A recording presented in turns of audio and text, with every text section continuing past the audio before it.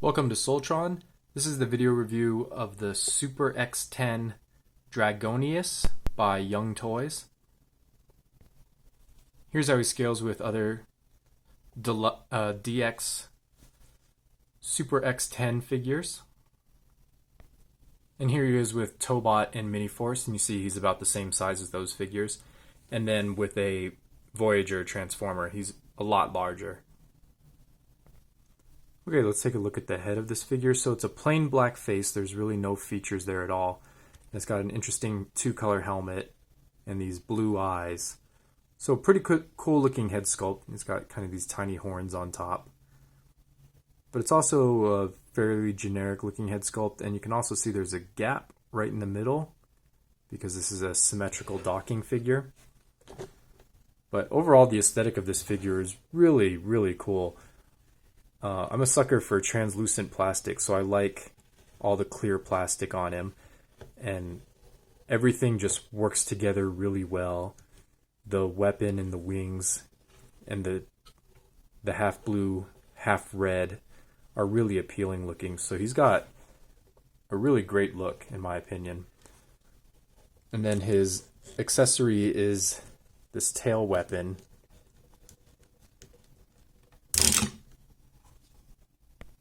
Okay, and without this weapon in his hand, he does get really back heavy, so we'll see if he can manage to stand up.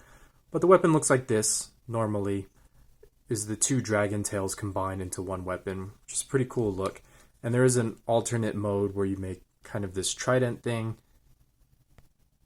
and you take the spear from Pegasus, and this is supposed to peg into the middle. It mostly doesn't. It sort of will hold in there if you squeeze it, but it barely works. And then you get something that looks like this, which is not that impressive anyway, but you get some kind of trident. And then it has a couple of other modes, so you take off the handle, and then these two weapons can separate, and you can hold one in each hand now.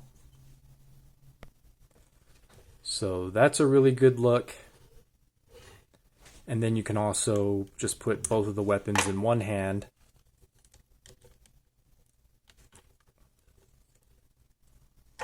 And it's supposed to be kind of like a spear or something. So he has that kind of look going on, or a staff. But I like the way they look with one in each hand, or the combined mode. And these are pretty heavy pieces of plastic, so they definitely help counterbalance him. The big issue is that these wings lean back pretty far, and they're pretty heavy too, and these wings can also open up. So there's no way he's going to be able to stand like this, and you can adjust his heels to either have the dragon foot out or have it a robot heel, and either way the heel's barely strong enough to keep him from falling over. So I just got lucky, so he can stand up right there, but it's barely going to keep him from falling over, so really you have to have the wings positioned right against his back here, and then he'll be okay, which is a pretty cool look anyway. So overall, I really like the way this robot looks. The head is a little generic, and he definitely looks like a toy. He doesn't look like a robot so much, but I'm really in love with this look, so I'd rate this robot a 10. It's just really interesting to look at, this Dragon Knight motif. The wings are actually two sets of wings combined, so you could like split open the wings and get kind of an X-wing shape. So something like this. So maybe that's kind of a cool look he can pull off. So now he has 4 wings, and these wings can be individually posed. But they really only have like one click between open and shut, so not a lot of posing. But that's kind of a cool look. The wings are kind of an issue. They do fall off pretty easily because they're just on these little clips. And these clips here are slightly softer plastic, so they don't really clip on solidly. Like you can't even really hear them clip into place. They just kind of like mash into place. So it's mostly a lot held on by friction, but those fall off a little bit too easily. And without these wings, he's a lot lighter, and he stands really easily, and he looks really good as well. So this figure is a lot like the Cross Attacker figure, which is from Biplons or Metallions, and it was made from a dire wolf and a saber-toothed tiger. So it's basically just two figures that combine with each other sideways. Those were cool because they combined in an X formation. This one just combines symmetrically. So articulation is a little bit of an issue.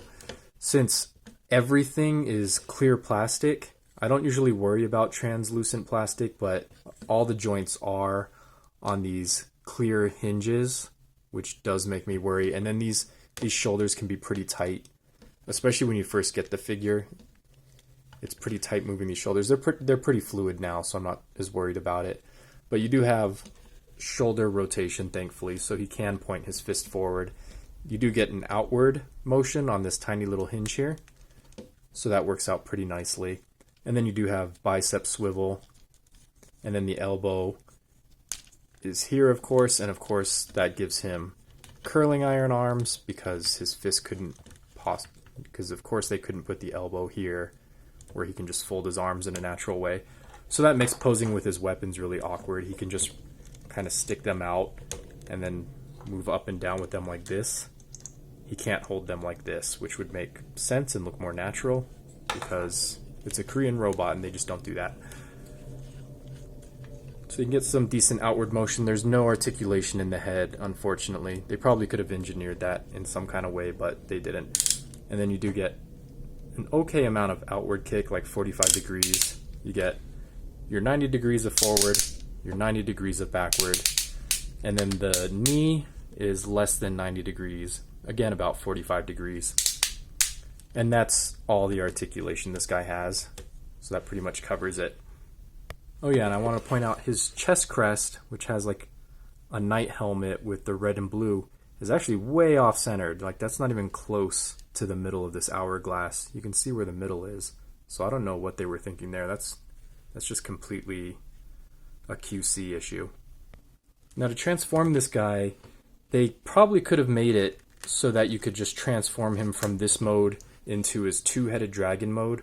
But unfortunately, the way they engineered it, you can't do that. So you're going to have quite a bit of parts forming, which is really too bad, because it would be nice if the wings could just stay up here, because the wings actually end up, you fold up his skirt here, and both wings end up on these tabs, which is just on the opposite side.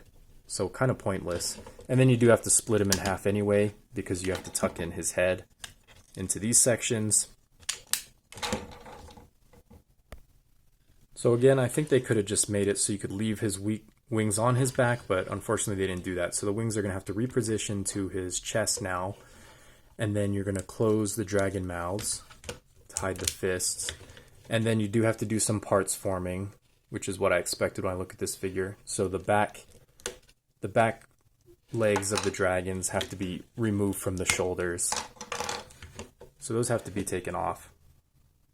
And then basically you're going to orient the dragon so this will become his back. So he's going to be leaning forward this way.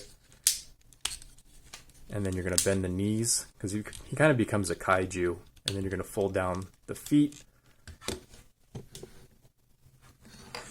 And then you plug in, you recombine the two tails. And then those are going to plug in back here, of course, embarrassingly. And that's another thing that freaks me out too, is these rings are made of the clear plastic. And so are the attachment points here. These clasps are also all clear plastic, so it's questionable how long those will last. They definitely should have gone with a black plastic or something else for those. And then you rotate the dragon heads up. So you're just pointing the shoulders up basically. And then you rotate them at the bicep swivel. And you're going to have to move the legs out of the way. And then you rotate at the bicep swivel. And then you put the feet back down. So you just rotate this leg out of the way and then use the bicep swivel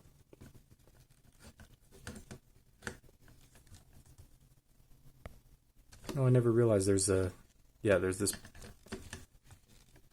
It's actually the shoulder swivel from the robot mode, not the bicep. That's actually right there. And then you just kind of clip these two heads together. This other leg telescopes out, and then it becomes kind of floppy when that's out, but you can't have it all the way in because it interferes with this right here. And then you kind of give it like these little claws. So it looks like it's attacking, and then you're going to angle the heads down so you get a decent amount of articulation here. And then you're going to reattach the wings onto what is now the back. Okay, there he is with his wings on and combined, and then you do have one more step with these extra arms that you yanked off. You actually straighten these out and clip them together in this kind of shape, and these are going to peg onto the dragon's chest. I think it would have been nice if these would have just combined back with these arms and just made thicker forearms, but they're actually going to come down here, which also is okay. So this pegs into place down here, and this, I think, thickens up the dragon mode a little bit, so not too bad of a look. And he's getting a little bit heavy, so the ratchets in his hips are struggling here, which is worrisome. And in this mode, his tail can rotate a little bit because it's on ball joints, and then his wings have the same range of articulation. These front legs can articulate, these heads can rotate on the bicep swivel, and then they do have up and down motion too, which is nice.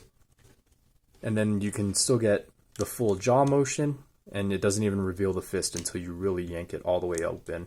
So that was really pretty good engineering, that the mouths can still open and you don't see the fist at all. But yeah, that's basically this guy. And then you take the hourglass, and that's going to clip in here on these two, on top of these two dragon legs, and you're going to flip it over, and it's going to reveal the double dragon icon. And unfortunately, that is also offset on the wrong side, so it's that's not correctly centered either, which I'm pretty sure was not on purpose. Okay, so here's that dragon mode.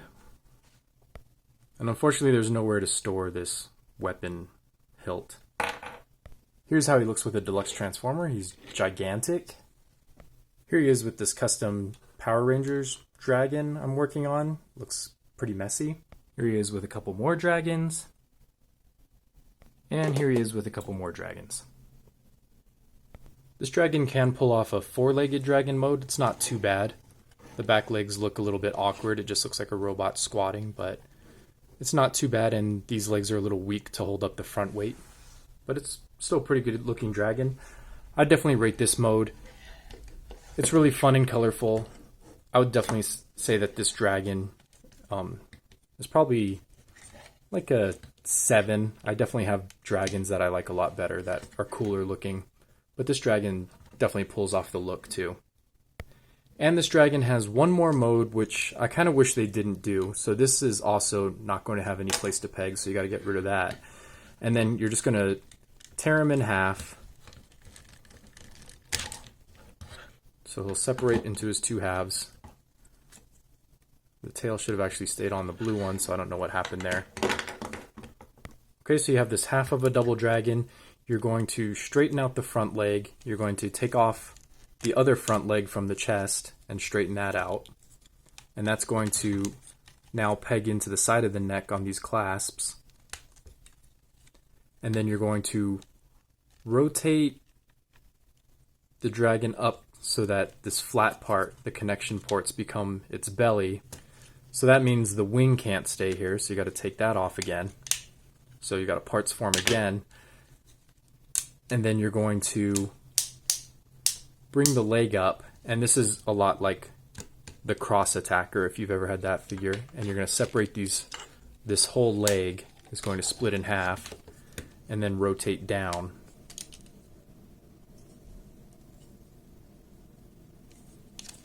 Okay, I think I have to rotate this 360 first, or 180. Okay, and then rotate down. Okay, yeah, now the claws are facing the correct direction. So the claws are going to face like this, and then you're going to just take the tail out of here, which looks fine. I think this is a perfectly normal place for the tail to be. And then of course you're going to split the wings in half.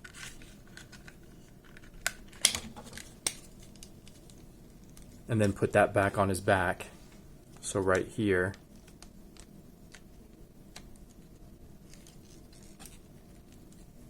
And then you get this kind of little dragon mode, which kind of looks like a dog too. Doesn't look as ferocious as the two-headed mode.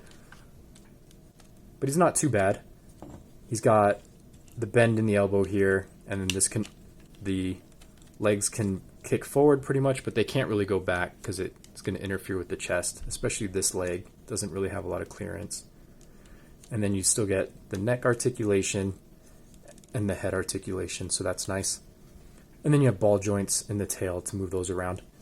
And then you get this knee joint back here and a toe joint. But you can't really make use of that, so he's just going to stand flat basically. Otherwise his feet just don't look right. And then in the directions, you're actually supposed to take the tail and put it into this port here, which I don't think makes the dragon look any better. Maybe more like a Chinese dragon with this wavy pattern, but it's kind of the same to me. Okay, here's the double dragons, and I think they look really good, but a little bit wonky and awkward too. So probably I'd rate these maybe like a 5 as far as dragons go. So this, and then they scale really well with the other DX figures, so that looks kind of about the same size. So overall, this figure feels like pretty good quality. Some of the clips, especially the clips for the wings, are a little bit too loose. So I would say that, and plus I'm really worried about the clear plastic clasps. So I'd say the quality is probably a 9. I'm not super confident